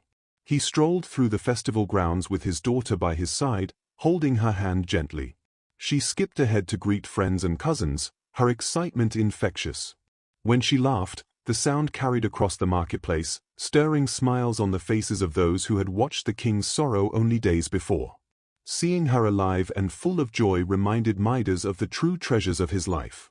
The weight of gold no longer burdened him. Instead, the warmth of human connection filled every corner of his heart. During the celebrations, Midas spoke to his people from a simple platform in the central square. His words were calm, deliberate, and filled with humility. "Today," he said, "we gather not for wealth, nor for crowns, but to honor life itself. We celebrate the lessons we have learned, that love, kindness, and compassion are the richest gifts, and that no treasure of gold can replace the joy of living freely and fully. Let this day remind us that our hands, our hearts, and our deeds shape the world more than any gilded touch ever could." The crowd listened intently, their faces illuminated with the soft glow of lanterns and the first rays of sunset. Some whispered to neighbors, recounting the tale of Midas and his golden touch, while others simply nodded in understanding, absorbing the wisdom that had been earned through suffering. Children looked up at their parents with wide eyes, perhaps seeing for the first time the importance of humility, the value of restraint, and the preciousness of simple joys. Throughout the festival, symbolic gestures of renewal were made. Golden statues that had once been a curse were carefully relocated to the gardens, displayed as reminders of lessons learned rather than objects of desire. Artists painted murals depicting life, love, and community, capturing moments of laughter, the gentle sway of trees, and the shimmer of rivers under sunlight. Even the river Pactolus, now carrying faint traces of gold in its bed, became a place for quiet reflection. Citizens came to see it, dipping their hands in the water and offering thanks for the blessings of life. Evenings were filled with storytelling. Elders recounted ancient myths and histories, interweaving them with the recent tale of Midas and his redemption. Children listened with wide eyes, imagining the transformation of the king, the curse of gold, and the return of his daughter. The stories were told slowly, with care, allowing listeners to absorb the lessons gently, much like a lullaby carries one toward rest. Through these tales, the wisdom of the past was made alive in the present, teaching each generation the value of mindfulness, love, and the fleeting beauty of life. As the festival continued, Midas observed quietly, walking through the crowds, listening to laughter, and watching families gather around shared meals. He noticed how people had changed, not in their possessions, but in their hearts. A sense of contentment, rooted in appreciation for life rather than wealth, pervaded the streets. Traders bartered not merely for gold but for cooperation and trust. Neighbors helped one another freely, inspired by the lesson that generosity and connection are far more sustaining than material riches. At the end of the day, as the sun dipped below the horizon and lanterns glimmered like fireflies along the streets, Midas returned to his palace gardens. There, with his daughter resting her head on his shoulder, he allowed himself a moment of quiet reflection. The kingdom had been renewed not through treasure or force, but through understanding, compassion, and the embrace of life's simple joys. The people had celebrated not gold, but the richness of living. Midas whispered a silent thanks to Dionysus, to the gods, and to the river that had restored him. The lessons of the past were etched into the hearts of all who had witnessed them. The festival, and the renewal it represented, marked a turning point for the kingdom, ensuring that from this day forward, Phrygia would flourish in harmony, wisdom, and warmth rather than in cold, gleaming gold. Life itself had become the kingdom's most treasured gift. As the festival ended and the kingdom settled into calm, Midas found himself walking alone through the quiet halls of his palace. The golden light of the evening sun streamed through the windows, casting soft patterns upon the marble floors, illuminating the spaces where life and warmth had returned. He paused often, taking in the simple beauty around him, the laughter that had once been silenced, the gardens that now swayed with gentle breezes, and the glimmering reflections in the river that ran through the palace grounds. Every detail reminded him of the journey he had endured and the lessons he had learned. He thought first of his daughter, her small hand clasped in his during the festival, her laughter echoing in the courtyard. The memory filled him with both joy and humility. How close he had come to losing her, how carelessly he had allowed desire to blind him. Gold, he realized, had never been wealth. It had been a mask that hid the true treasures of life, love, family, and the quiet moments that stitched together a meaningful existence. Each morning's light, each shared meal, each soft word of comfort or laughter had proven more valuable than all the gold in the world. Midas walked slowly through his private gardens, the cool evening air brushing his face. He watched the flowers, now returning to their natural colors and textures, and he felt a profound connection to the cycles of life itself. The world, once frozen by his folly, was flowing again. He reflected on how fragile such harmony could be, and how easily desire without restraint could disturb it. A single wish, born of greed, had brought suffering not only upon him but upon his entire kingdom. And yet, through humility, prayer, and patience, he had found redemption. He paused beside the river Pactolus, where the golden specks still shimmered faintly beneath the flowing water. Even here, Midas saw a lesson etched into the land itself. Gold remained, but harmless, carried downstream by the river's steady current, a reminder that even mistakes could yield learning if approached with respect and care. He dipped his hands into the water, feeling the cool flow wrap around his fingers, and was struck by its simplicity and abundance. The river taught him that life's richness is measured not by accumulation, but by the ways in which we give, touch, and connect. As he walked back toward the palace, he thought about his people. The kingdom had changed in subtle yet profound ways. Citizens no longer measured worth by possessions but by kindness, cooperation, and integrity. Markets buzzed with trade and laughter, artisans created for joy rather than profit, and families gathered without fear of envy or greed. Midas understood that leadership was not about dominion or gold, but about guiding a community toward values that sustain both life and happiness. His role as king had transformed. He was no longer merely a ruler, but a custodian of wisdom and compassion. Entering his private chamber, Midas sat by a small window, looking out over the city as twilight deepened into night. The streets glimmered faintly with lantern light, and he could hear the soft murmurs of families sharing stories before sleep. For a moment, he allowed himself to imagine the countless futures that lay ahead, children playing freely, rivers flowing, gardens blooming, laughter echoing. And within all these visions, he saw his own legacy, not in statues of gold or monuments of wealth, but in the lives he had touched, the lessons he had shared, and the example he now set. He reflected on the journey that had brought him here. The curse, harsh and unforgiving, had been a teacher of profound wisdom.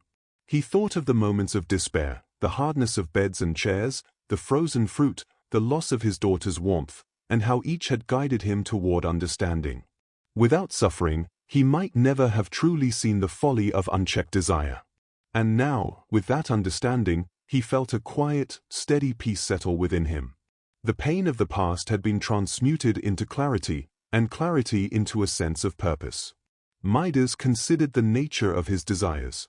How often had he sought the dazzling, the permanent, the golden?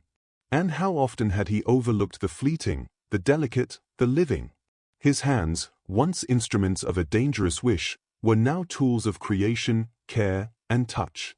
He would use them to nurture, to embrace, and to connect, not to possess or destroy. Every action, every word, would carry intention and respect for life itself. Finally, as night fell and stars twinkled in the velvet sky, Midas lay down upon his bed, the soft fabrics a gentle comfort against his skin. His daughter slept peacefully beside him, her breathing steady and serene. For the first time in days, he felt truly safe, not from wealth or power, but from the shadow of his own desires. Wisdom, he realized, was more luminous than gold. It shone in every act of love, every moment of empathy, every choice to value life over accumulation. As he closed his eyes, Midas whispered a quiet promise, to honor these lessons, to guide his kingdom with compassion, and to cherish the fleeting, precious moments that form the fabric of life. The echoes of laughter, the warmth of touch, the flow of the river, and the gentle light of stars all settled around him like a lullaby, soothing him into rest. In that serenity, Midas found the richest treasure of all: peace, understanding, and the quiet joy of a heart that had learned to see clearly. As the kingdom settled into peace and quiet after the festival, Midas often found himself reflecting on the lessons his journey had taught him. He would sit in the palace gardens during the soft glow of dawn, the gentle light spilling over the river and flowering plants, and think of the long path from desire to wisdom. The curse, which had seemed like a punishment unbearable in its weight, had instead become a teacher, revealing truths about life, love, and the nature of human longing. In these quiet moments, Midas understood that the moral of his story extended far beyond his own experience. It was a truth meant to guide not only kings but every soul who might hear it. The first and most important lesson was the danger of greed. Midas had desired gold above all else, imagining that wealth alone would bring satisfaction. Yet he discovered that what he thought would grant him happiness had instead created isolation, sorrow, and fear. The treasure he sought had no warmth, no laughter, no capacity to love. In chasing the glitter of gold, he had overlooked the warmth of living, the priceless value of human connection. Midas knew now that longing for possessions without consideration for their impact could transform blessings into burdens. True contentment arises not from accumulation, but from appreciation of what is already present. The second lesson centered on humility and the acknowledgement of human limitations. Midas had once assumed that his wishes were entitled, that power and wealth were rights of a king. The golden touch had shown him otherwise. Pride and hubris, he realized, can blind even the wisest, and often the harshest lessons are learned only through suffering. By experiencing the consequences of his desire firsthand, he gained insight that no teacher or advisor could have offered. Humility, he understood, was not weakness but clarity, the ability to recognize one's own faults and to seek guidance beyond oneself. The third lesson was about love and the irreplaceable value of relationships. Midas's greatest suffering had come from the loss of his daughter's touch, her warmth, and her laughter. Gold could never replace a living embrace, nor could wealth restore the joy of shared moments. The king now carried in his heart a deep respect for life's fragile connections, knowing that they were the true wealth of any kingdom, any household, any human heart. In cherishing those he loved, he had found a treasure richer than any metal or gem. Midas also learned the importance of mindfulness and restraint. Desire, when left unchecked, can lead to actions that have far-reaching consequences. He had wished without foresight, without contemplation of the harm his choice might cause. The golden touch, though spectacular in its immediate effect, had left a trail of pain and destruction. By reflecting on his actions and choosing carefully in the future, Midas committed himself to a life of measured decisions, valuing foresight, thoughtfulness, and the well-being of others above fleeting gratification. Furthermore, the story illuminated the balance between the human and the divine. Midas had come to recognize that the gods, in their wisdom, offer gifts that are neither simple nor absolute. Each blessing carries responsibility, and each desire, if misused, can transform into a burden. Dionysus had granted Midas his wish, but he had also offered guidance and redemption. The king understood that life itself is a partnership between human action and divine order. Wisdom lies in learning to navigate this balance with care, gratitude, and reverence for forces larger than oneself. Midas reflected on how these lessons could extend beyond the confines of royalty. Every citizen of Phrygia, he realized, could learn from his experience. The desire for wealth, status, or power is universal, and the consequences of greed are as relevant to the farmer, the artisan, or the merchant as they are to a king. By embracing love, humility, mindfulness, and restraint, individuals could cultivate a life rich in meaning and connection. True prosperity, he understood, is measured not by possessions, but by the joy, kindness, and wisdom that permeate everyday life. He thought also of the river Pactolus, flowing steadily through the kingdom.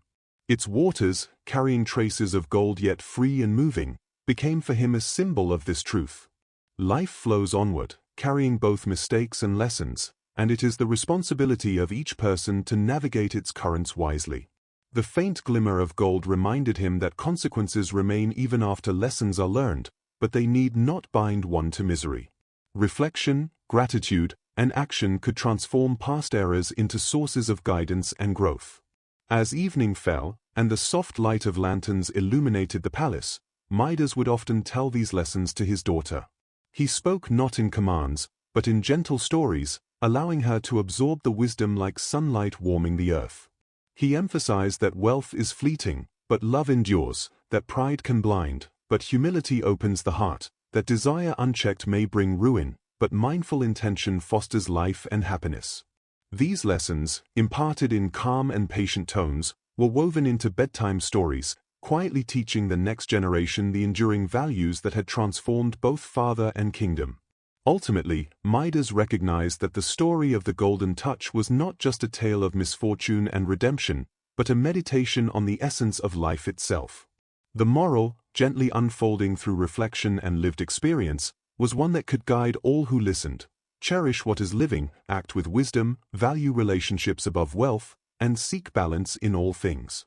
With these understandings held close, Midas found peace, knowing that the kingdom, his daughter, and he himself had been transformed not by gold, but by insight, love, and the enduring lessons that would echo through generations. In the years that followed, Midas ruled Phrygia with a gentle wisdom that had been forged in the fires of experience and tempered by the lessons of his curse. The kingdom flourished not because of gold, but because of the values he now held dear: compassion, humility, and an unwavering commitment to the well-being of his people. Markets thrived with honest trade, artisans pursued their crafts for joy rather than greed, and families gathered in homes filled with laughter and warmth. Every corner of the kingdom reflected the quiet prosperity that comes from living in harmony with life rather than seeking to dominate it. Midas himself walked among his people often, not as a ruler distant upon a throne, but as a guide, a listener, and a participant in the rhythms of daily life. He visited farms, workshops, and schools, engaging with those he governed with patience and understanding.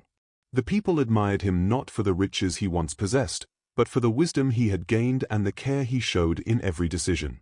His daughter, grown in understanding and kindness, often accompanied him, embodying the lessons her father had learned and helping to share them with the kingdom's children. Together, they nurtured a sense of continuity, teaching by example that life's true wealth lay in love, community, and mindful living. Even within the palace, the Golden Touch was remembered not as a power to be feared, but as a story to guide future generations. Objects once turned to gold were displayed carefully in the gardens or halls, serving as silent reminders of the lessons learned. Citizens passing through the palace would pause to reflect, and children would hear the story told in gentle words: a king who learned that desire, when unchecked, could harm not only oneself but those most precious. Midas encouraged reflection, inviting dialogue about choices, responsibility, and the consequences of actions, so that the kingdom's prosperity would continue to grow in wisdom, not just material comfort. As Midas aged, he began to spend more quiet hours in contemplation, walking through the gardens, observing the flowing waters of the Pactolus, and listening to the soft rustling of trees in the evening breeze. Each day brought small joys: the sound of children laughing in the streets, the scent of flowers in bloom, the gentle cooing of doves perched on palace walls. These moments, once easily overlooked, became treasures in his eyes. Gold had promised excitement, brilliance, and splendor, yet it had never offered the quiet satisfaction found in witnessing life flourish around him. He came to understand that the richness of experience, the texture of daily life, and the warmth of human connection were the true rewards of a well-lived life. Evenings were often spent with his daughter, now growing into a wise and compassionate young woman. They would walk together under the stars, speaking softly of myths, gods, and the lessons they had learned. Midas shared his reflections, emphasizing the importance of temperance, empathy, and discernment. Remember, he would say, wealth can shine, but it cannot warm the heart. True happiness is found in the lives we touch, the kindness we offer, and the love we carry in our own hearts. These quiet conversations became a cherished ritual, a way for Midas to ensure that the wisdom he had earned would endure beyond his lifetime. The river Pactolus, now calm and flowing, remained a symbol of transformation and renewal. Midas often stood at its banks in the early morning, watching the gentle current and remembering the day he had first washed away the curse. The river, with its subtle glimmer of gold, reminded him that even mistakes can leave lessons and that life carries forward, blending sorrow and joy into the continuum of experience. He found comfort in this rhythm, understanding that the cycle of reflection, learning, and growth was eternal, and that each generation could draw strength from the stories of those who came before. Midas's final days were marked by peace rather than grandeur. He did not seek to expand his wealth or power. Instead, he cultivated the simple, enduring qualities that had transformed his reign. He dined with citizens, celebrated festivals quietly, and walked among the people with a gentle smile. His presence alone, calm and steady, offered reassurance and guidance, a living example of a ruler shaped not by ambition alone, but by understanding, patience, and love. The kingdom thrived because its king had learned the importance of nurturing the hearts and minds of his people, rather than merely accumulating treasures. When he retired to his chambers each night, Midas would gaze at the starlit sky, listening to the soft hum of life beyond the palace walls. He felt gratitude for the journey he had endured, for the lessons he had learned, and for the chance to witness the flourishing of the land and its people. Sleep came easily, unburdened by fear or desire, carrying him into dreams filled with light, laughter, and the quiet joy of a life well lived. Midas knew that the legacy of his reign would endure not through monuments of gold, but through the wisdom and compassion instilled in those around him. His daughter would grow to lead with the same values, his people would pass stories of humility and love to their children, and the kingdom would remain a place where life, connection, and understanding were cherished above all. The golden touch, once a source of despair, had become a distant memory, transformed into a lasting lesson that illuminated the hearts of all who knew the tale. In this calm, reflective state, Midas realized that the greatest gift the gods had given him was not the removal of the curse alone, but the opportunity to learn, to grow, and to live with intention. His final days were serene, guided by the principles he had discovered through suffering and redemption. The kingdom thrived, the river flowed, and the gentle rhythms of life continued, echoing the quiet truth that true richness lies in the embrace of wisdom, love, and the enduring treasures of the human heart. Long after Midas's reign, the story of the king with the golden touch echoed softly through the hills and valleys of Phrygia and beyond. Travelers, poets, and storytellers carried his tale across distant lands, weaving it into the fabric of mythology and history. Yet the legend that endured was not one of wealth or splendor, but of wisdom, humility, and the true meaning of riches. In every recounting, the message remained clear: life, love, and mindful living surpass all material wealth, and the heart's treasures outshine even the brightest gold. In villages and towns, parents told children of Midas not to glorify his mistakes, but to illuminate the lessons learned.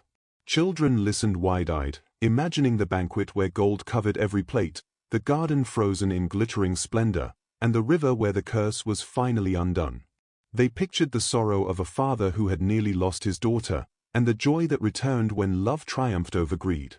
The story became a gentle warning, a lullaby of reflection whispered at the close of each day, inviting young minds to ponder what truly matters in life. Scholars and philosophers also studied Midas's tale, interpreting it not merely as myth but as an allegory for human desire and the pursuit of wisdom. They wrote of the balance between ambition and moderation, of the need for empathy and the cultivation of compassion in governance and daily living. Treatises described how the king's journey from obsession to insight could guide rulers, citizens, and seekers of virtue alike. Midas's legacy thus became both a moral compass and a meditation, a reminder that prosperity rooted in understanding outlasts fleeting, hollow treasures. Even the river Pactolus became symbolic, carrying whispers of Midas's lesson downstream. Its gentle flow, occasionally catching the sunlight to reveal subtle glimmers, reminded all who passed by that life carries both trials and wisdom. Gold no longer dazzled or tempted, it shimmered softly, a silent witness to transformation, echoing the harmony of nature and the rhythm of reflection. Pilgrims and wanderers came to the banks of the river to meditate, inspired by the story of a king who learned that true wealth is measured in love, kindness, and mindful action rather than accumulation. Artists and musicians, too, found inspiration in the tale. Paintings depicted Midas's sorrow and redemption, the frozen banquet, the golden garden, and the tender reunion with his daughter. Songs and ballads carried through marketplaces and homes recounted the story in soothing, melodic tones, allowing listeners to feel both the weight of desire and the relief of wisdom restored. These creative expressions preserved the story across generations, transforming it into a cultural thread that linked past to present, reminding all who heard it of the quiet power of reflection and the enduring nature of moral insight. Midas's daughter, now grown and wise herself, ensured that her father's teachings lived on in her guidance of the kingdom. She embodied the lessons he had learned, practicing empathy, fairness, and humility in all her interactions. Under her care, the kingdom continued to thrive, not in the glitter of gold, but in the laughter of children, the harmony of neighbors, and the flourishing of arts, agriculture, and learning. The memory of Midas's transformation influenced not only rulers but also citizens, guiding choices and shaping the character of the land for generations. Even centuries later, travelers recounted seeing remnants of the golden touch, objects in gardens, small flecks of gold in the river, and statues that once shimmered with enchantment. Yet these were no longer objects of desire or fear. They were symbols of reflection, caution, and insight, quiet relics that inspired contemplation. People understood that the value of such treasures lay not in possession but in remembrance, a reminder to balance ambition with wisdom, to cherish life and relationships, and to consider the consequences of desire before taking action. The moral of Midas's story became embedded in culture and consciousness alike. Tales of kings, rulers, and common folk alike drew upon the archetype of desire leading to unintended consequences, always returning to the lesson that reflection and humility guide life toward fulfillment. Festivals occasionally honored the story of Midas, not in celebration of gold, but in appreciation of learning, transformation, and the cultivation of virtue. Lamps were lit, songs were sung softly, and stories were whispered by firelight, as communities quietly honored the enduring legacy of insight over wealth. Over time, the narrative of Midas merged with other myths, growing richer in metaphor while retaining its gentle, cautionary tone. In bedtime stories told across the ages, children drifted to sleep listening to the tale, the gentle rhythm of events guiding their imaginations while instilling timeless truths. The king's journey, from desire to suffering, from grief to redemption, became a template for understanding human emotion and moral growth. Even in distant lands, where gold glittered and kingdoms rose and fell, the story of Midas reminded all who heard it that life's true riches lie in love, connection, and mindful living. In essence, King Midas's legacy became immortal, not through wealth or monuments, but through the hearts and minds he touched. His tale is a gentle river of wisdom, flowing through time, nourishing those who encounter it with the understanding that life's most precious gifts cannot be weighed, stored, or hoarded. They are found in compassion, reflection, humility, and the shared joys of existence. The golden touch may have been a fleeting enchantment, but the lessons it imparted shine eternally, softer than gold, yet infinitely more luminous. As the night deepened over Phrygia, a serene quiet settled upon the palace and the kingdom beyond. Lanterns glimmered softly along the streets, casting gentle pools of light over cobblestones and gardens alike. The laughter and songs of the day had faded into a calm hush, leaving only the soft rustle of leaves in the evening breeze and the distant murmur of the river Pactolus. In this stillness, one could feel the enduring presence of the lessons King Midas had learned, lessons that had transformed not only him but the very spirit of the land he ruled. Midas, now older and wiser, would often sit by the window of his chamber, gazing at the stars sprinkled across the night sky.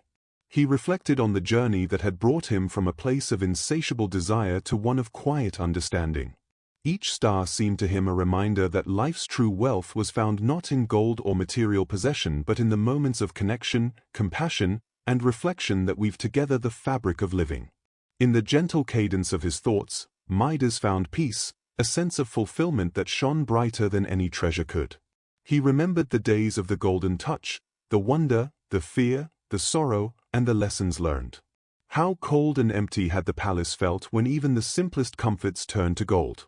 How heavy and lonely had the wealth seemed when it came at the cost of his daughter's warmth.